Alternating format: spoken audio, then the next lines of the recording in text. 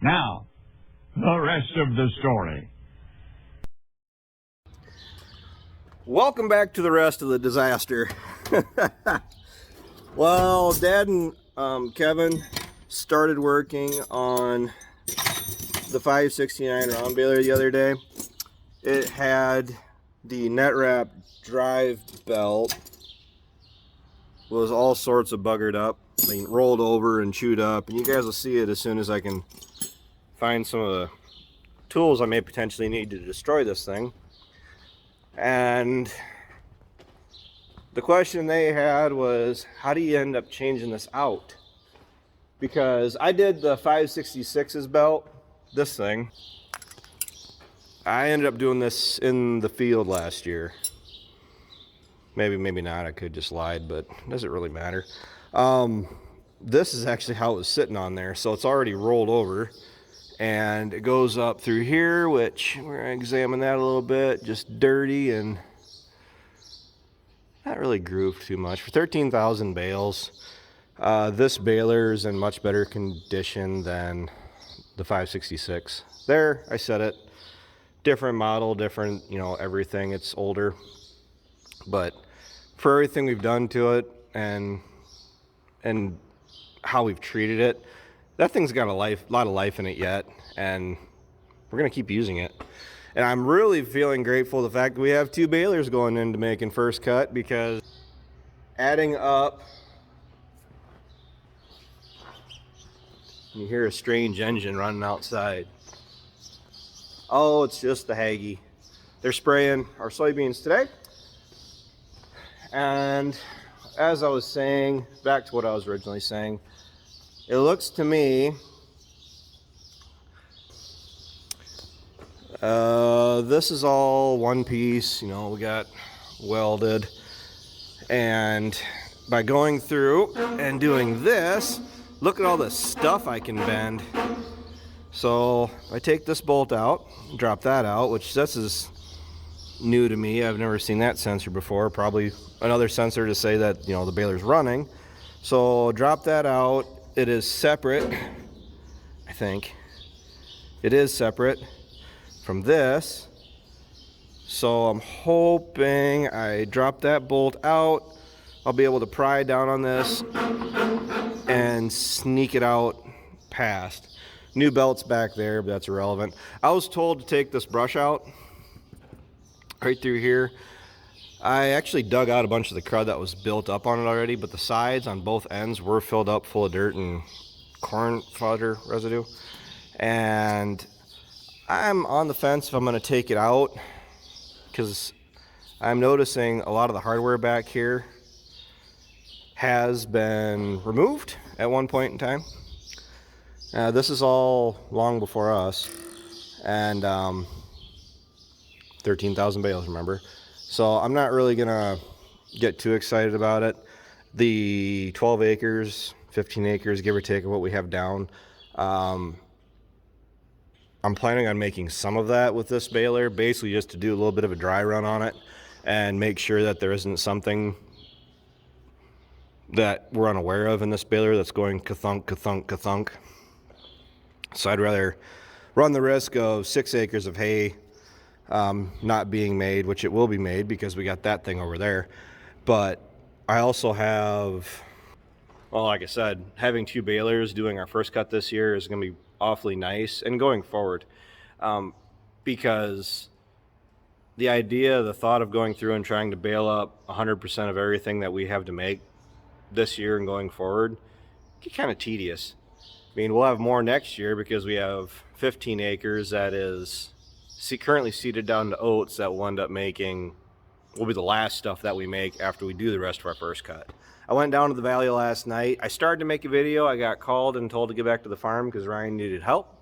So that was a pretty interesting video, to me, to talk about. But the grass down there has really stretched, taken off. It's not completely headed out, but it does show some pretty wicked potential as far as having a fair amount of hay down there, because my plan is, that dreaded P word, is to go through and lob it all over.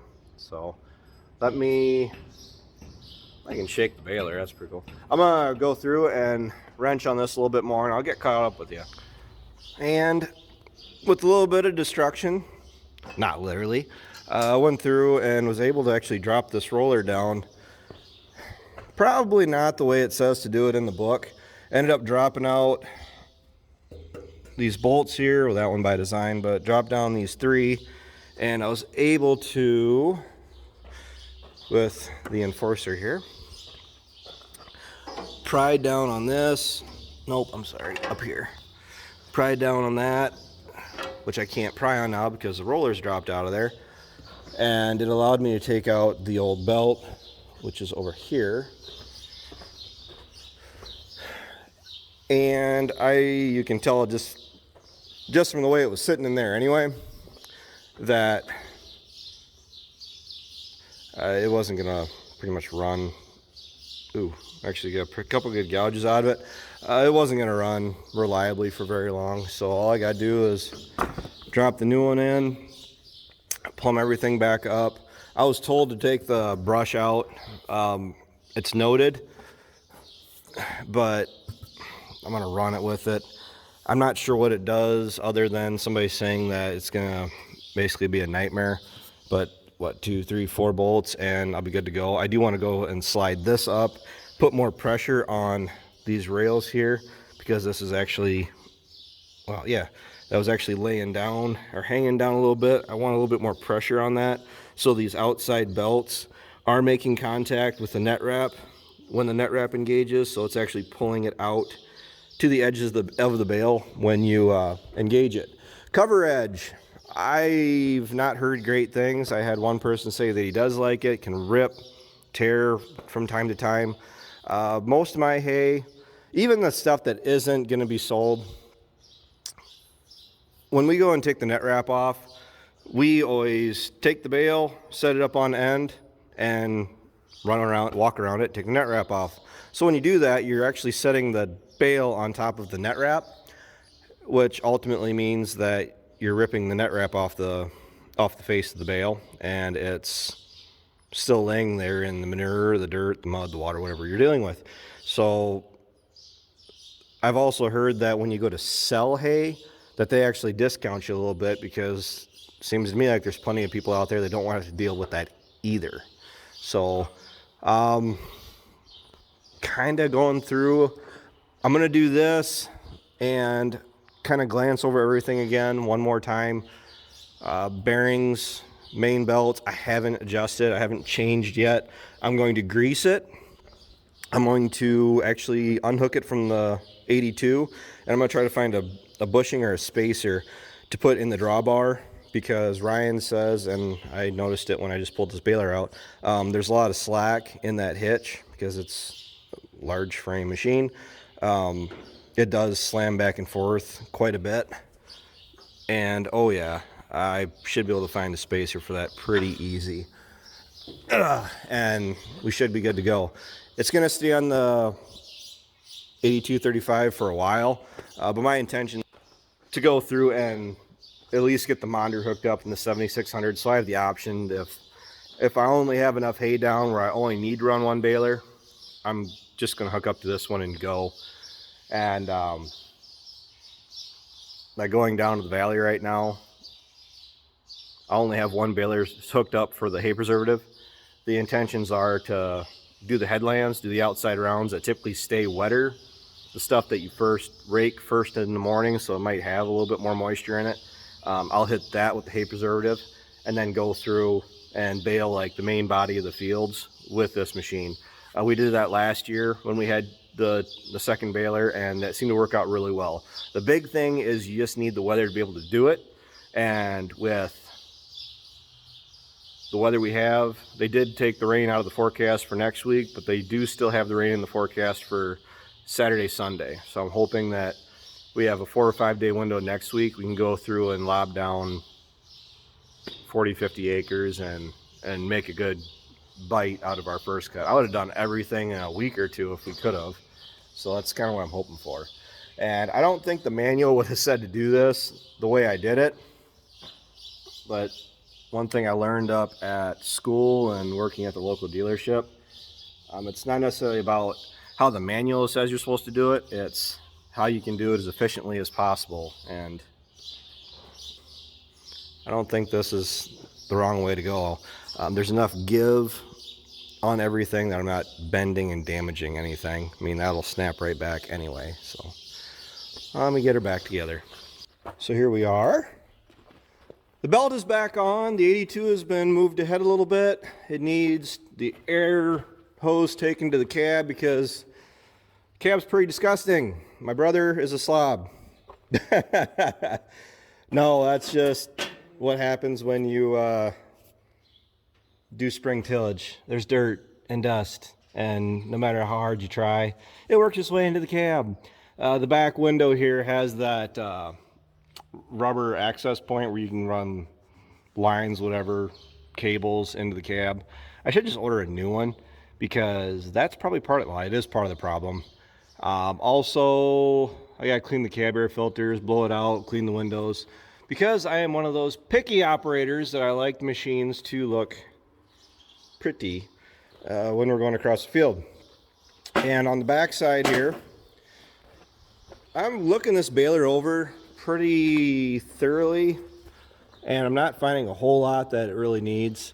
I mean, it's got the roll of net wrap in it from when I bought it, so we're going to try burning that out first on a little bit of hay that Dad and Ryan have to make right now, which when you're splitting out, that's like 3/4 of a roll. It's not hardly anything left on it.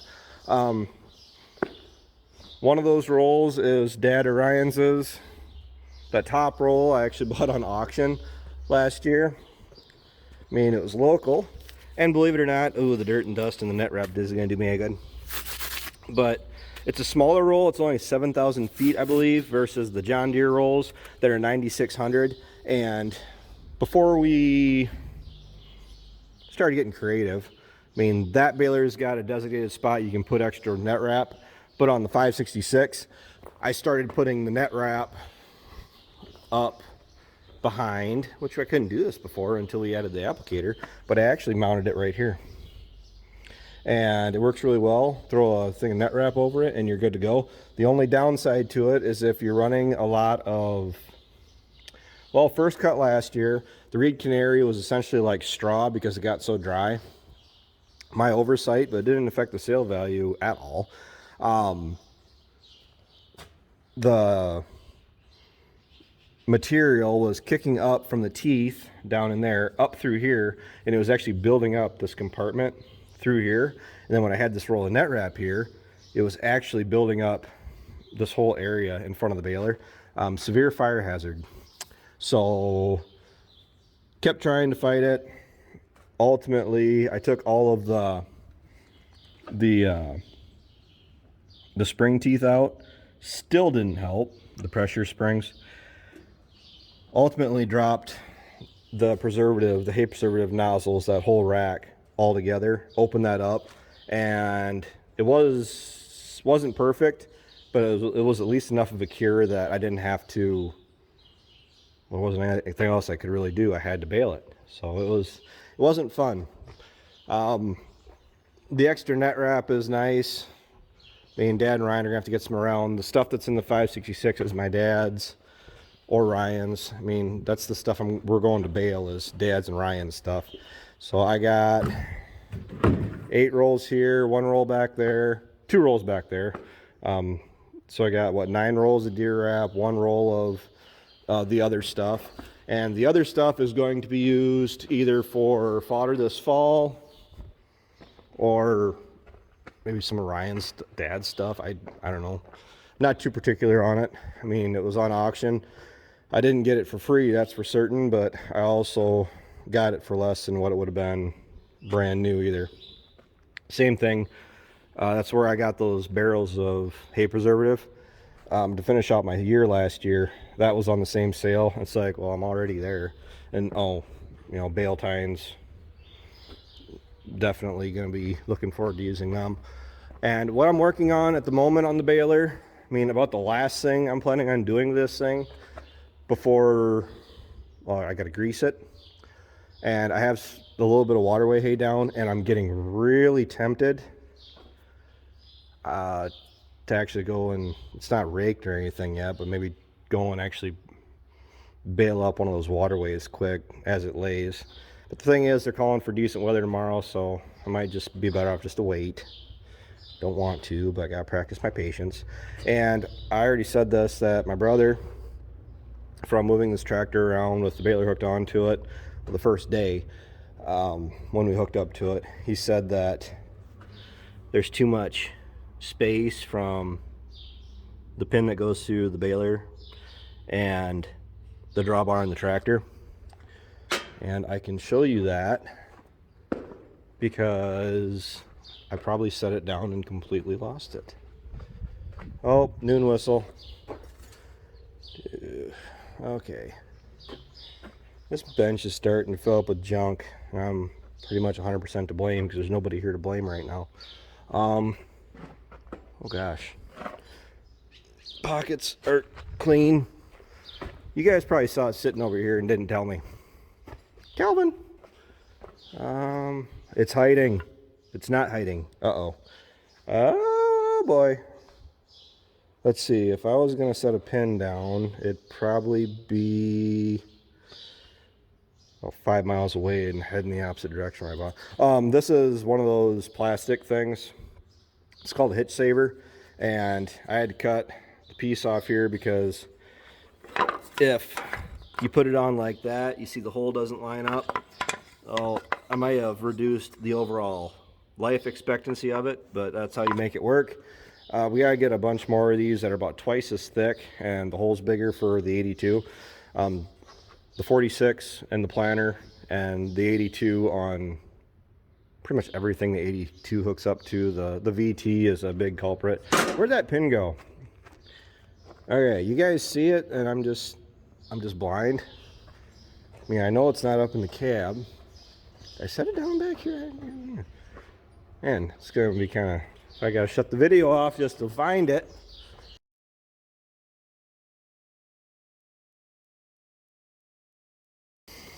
All right, pin I went through, it was actually hogged out a little bit, so I ground it down. You can kind of see where it was chewed in. So I ended up going with, can't show you because I already got it down there. I'm gonna go the big bushing, the big pin route.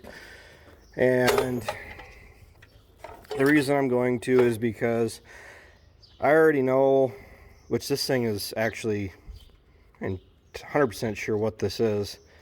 It cut a lot harder than just regular old steel.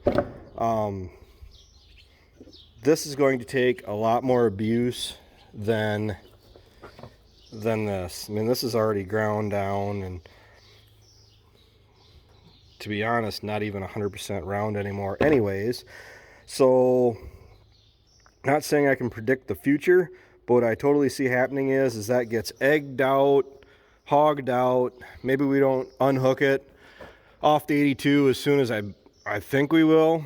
And okay, just for example, we leave it on for the next 6 weeks, 8 weeks, all summer. Unlikely, because I'm figuring it's going to be on the 76 at some point.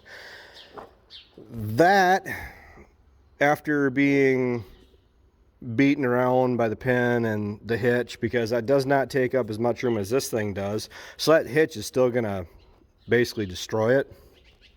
And it's either going to become so deformed I won't be able to get it out, or, which is essentially the same thing, it's going to, don't forget the pin, probably weld itself in there some way, shape, or form, and I won't be able to get the thing unhooked.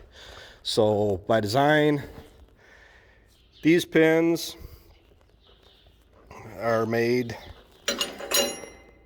so you don't have to put a little spring clip in it in the bottom of it. It's held on the top here, and the nice thing about that is I can go through, like on the 566, I have to do it every time I unhook it, because it doesn't seem to matter how level it is, the baler wants to walk on the stand. Now I just take a bar and I can pry this up. So I said the pin is already down in there. You can see it. Anybody wondering how I was going to do that by myself? Duct tape. Sometimes you just got to get creative with certain tasks, and it sure beats having, even if I had somebody here to help me do that, it sure beats somebody losing a finger. So that is down there ready to go. Lined up left and right. Looks like the tractor needs some hydraulic oil. I can actually pull the baler towards me a little bit, which is fine. So what you're seeing is I backed the tractor, pulled it straight ahead, backed it straight up, didn't turn the steering wheel at all. But what you're seeing is it is tightening up the play that it has in there, and now it's tightening up to the point where it won't be able to slam around back and forth all that much. Now I'm going to do something that depends on who you are. People are going to go, oh my gosh. And other people are going to go, yeah, so what? This was covered in rust, and to be quite honest with you, I'm not going to do it on camera because I don't want my camera getting covered in never-sees. I'm going to go shine up, get the rust off this, and once I do, I am going to put a little bit of never-sees on it. I'm not going to put, you know, it just dripping off, but we do it on the dual hub bolts on the 46, the 82, if we ever take them off.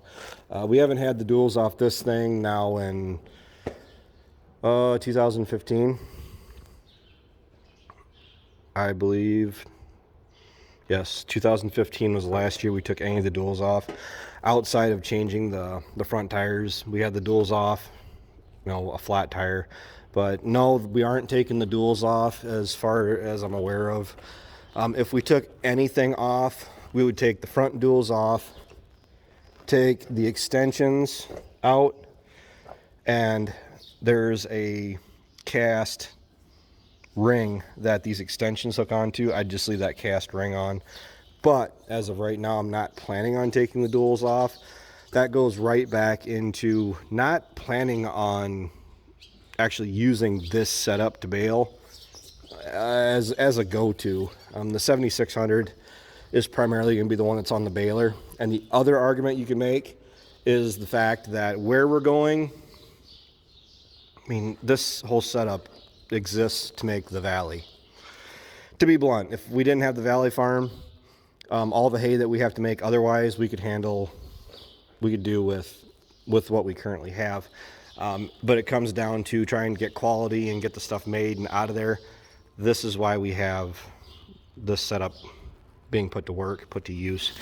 The valley, it's got its challenges. It has steep ground, it has level ground, it has low-lying wet ground.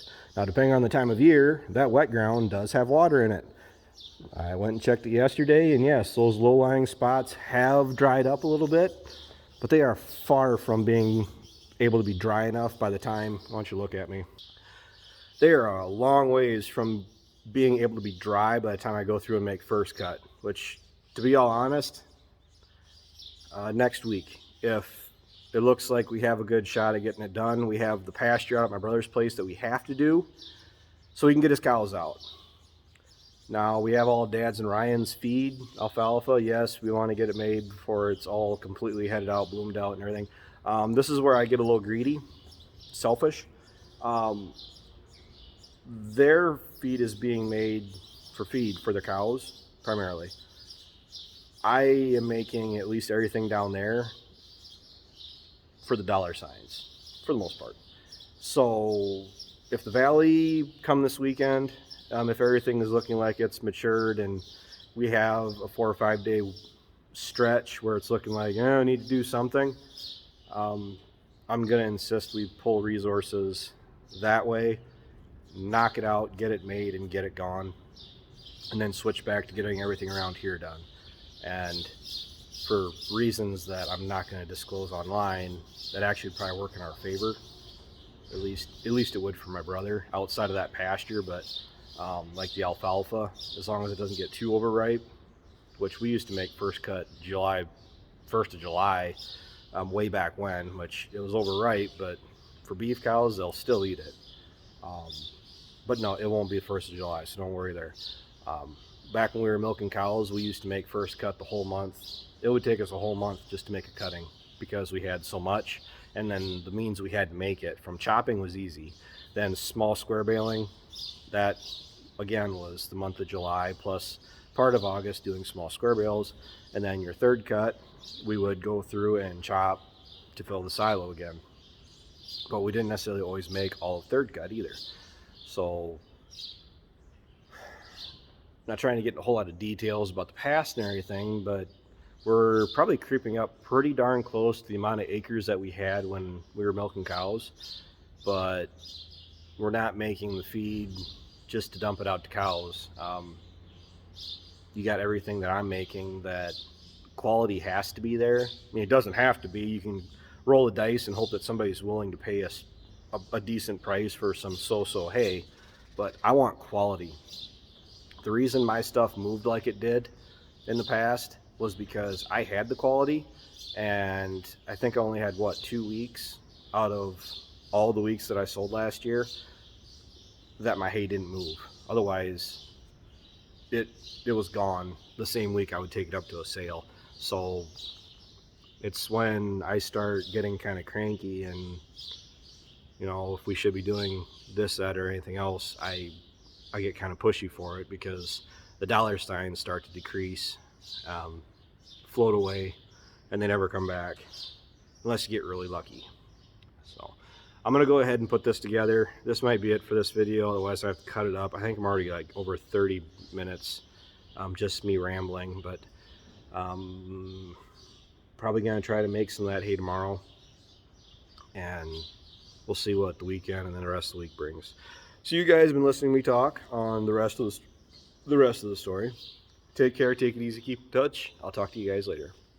And if I didn't say it, the never sees on this pin is going to at least help me keep it hopefully from sticking in there too much, because otherwise I run the risk of just putting like WD-40 on it, and that's only like a short-term solution. I mean, it's going to dry up, dirt and dust, everything's going to build up on that between this and that bushing spacer, and that spacer is heavy enough that it should be able to take a lot more of the abuse over that little one.